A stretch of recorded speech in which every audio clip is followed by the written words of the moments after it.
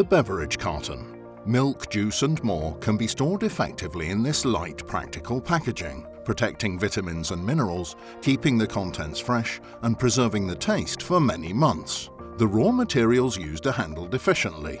A beverage carton weighs about 30 grams for 1 litre, only 3% of the total weight. Thanks to its angular shape, it can be stored and transported in a space-saving way. This saves energy and carbon dioxide emissions.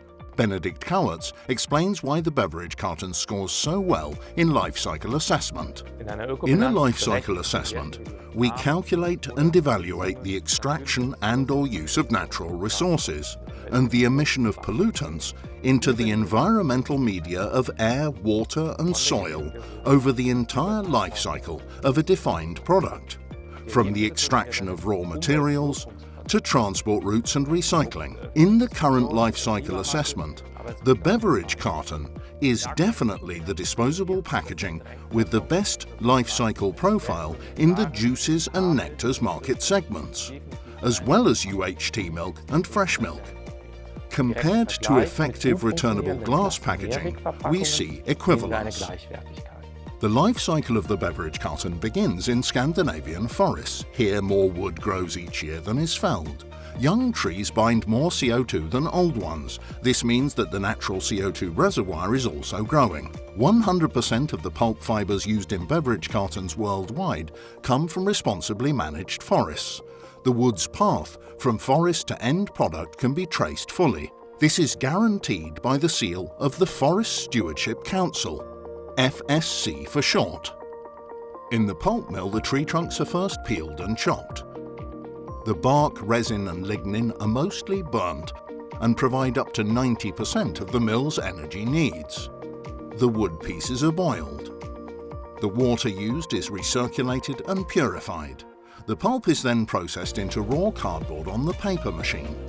In recent decades, environmental pollution has been reduced drastically and resource efficiency increased. Today, up to 80% more cardboard is produced from the same amount of wood. The rolls of cardboard, which weigh several tons, are shipped from Scandinavia to Germany. The rolls are printed, coated and cut to size in the packaging plants of Elopak, Sig Combi Block and Tetra Pak. The energy requirements of the plants in Germany and the EU are already covered 100% by renewable sources. And this is what the finished beverage carton looks like. Thin layers of polyethylene plastic make the packaging watertight. The carton provides stability, and for durable products, an aluminium foil is added. Thinner than a human hair, it prevents light and oxygen from affecting the product.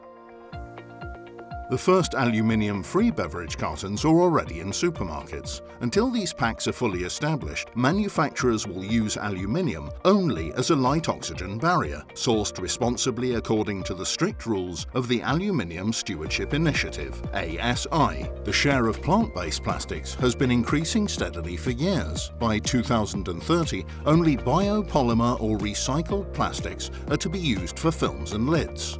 Renewable low CO2 plastics are obtained from tall oil, a byproduct of pulp production, or on the basis of sustainably cultivated sugarcane with Bon Sucro certification. In filling machines, the carton is formed into packs, filled and sealed. More beverage cartons can be loaded onto each truck compared to bottles, resulting in reduced traffic and emissions. Statistically, every German uses beverage cartons 75 times a year. To facilitate optimal recycling, they should be folded, sealed, and put in the yellow recycling bin. Then it's off to the sorting plant. Infrared scanners recognize the beverage cartons and sort them.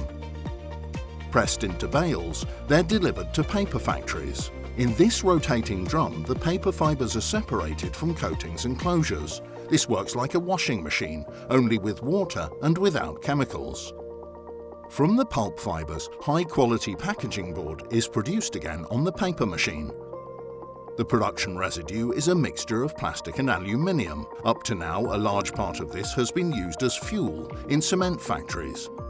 But there is another way. Since 2021, a recycling plant financed by Tetra Pak, Sig Combi Block and Elopak has been located near Cologne. Using a novel plant concept, various secondary raw materials are produced here that are suitable for many applications. The separating medium is exclusively water, no solvents or similar. The beverage carton can score ecological points throughout its entire life cycle. In terms of climate protection, it's in part clearly superior to other beverage packaging. The future belongs to packaging made from the renewable raw material, wood.